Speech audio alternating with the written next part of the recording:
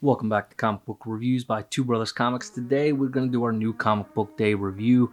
Last week I was a little behind, had the kid's birthday, but today we're going to go through a couple of books I had some time to read. This week was honestly a great comic book review. And we'll start right off with probably one of my favorite books on the shelf right now, Geiger. It's from Jeff Johns and Gary Frank. And this book started off really interesting, and it has just progressed further and further and further into one of my favorite books to read whenever it comes out. Last issue, we got a bit of an origin. This issue, we're starting to see a little bit more into his relationship developing with the two young folks that he just saved. But what was really interesting to me was that the way it was left off, right? We're starting to see a new group of people coming in, and I don't know. I just absolutely love it. Geiger has been a great book. Artwork is fantastic. The tone of the book is great. All in all, you cannot go wrong with this book. Next, we'll talk about is Extreme Carnage Alpha. It was okay. We're following Carnage along a little bit. And then we get some Anti-Venom in there and some Flash Thompson, and it's okay. I mean, it's just the first issue. It's not enough to like. It wasn't a page turner, we'll say, right? It wasn't enough to really make me so excited where I just had to keep going. It was just okay. And it could be just because we've seen so much of Carnage and Venom the last couple of years.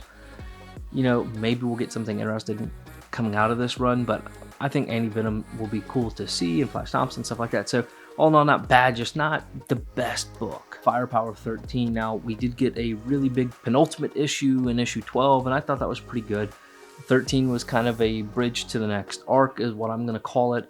It was okay. I'm still not sure if I'm going to keep it on my pull or not.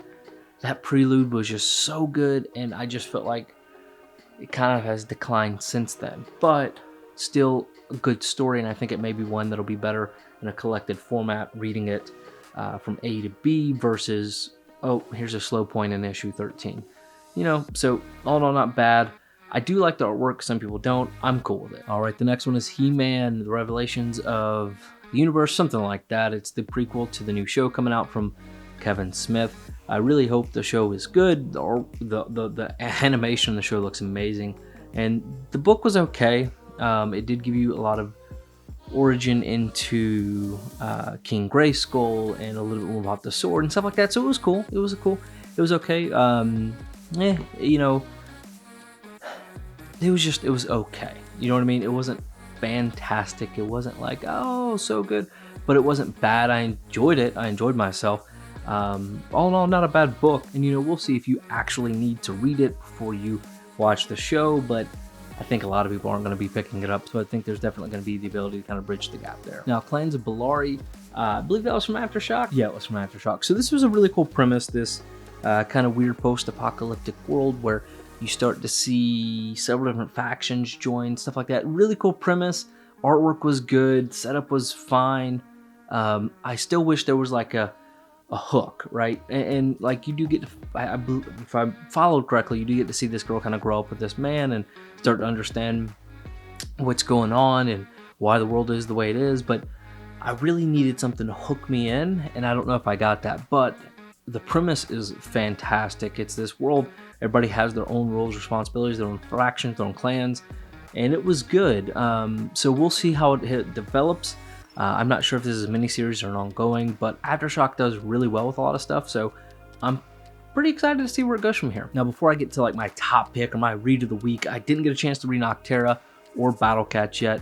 Nocterra has been fantastic, and I'm thinking about doing a 1 through 5 review for that specifically, and then Battle Cats, the third volume, the finale of this wonderful series from Mad Cave Studios, probably one of the best series out there. I mean, honestly, Mad Cave puts out some really good stuff, like On Curse, Battle Cats, fantastic. So I may do something specific to that too later. And I also didn't get a chance to read Nice House on the Lake number 2 yet. I will do that, and you know, I just wasn't super pumped about after the first issue. I know a lot of people are loving it. It wasn't my thing. I didn't care for the format of the book or the writing and things like that from the first one, so I didn't really jump in to read the second one, you know, ASAP, but I will do that and maybe talk about it next week on the next week New Comic Book Day reviews. Now, my absolute favorite read of the week, I know Geiger was like, it's up there, But I'm telling you, Basalisk, number 2.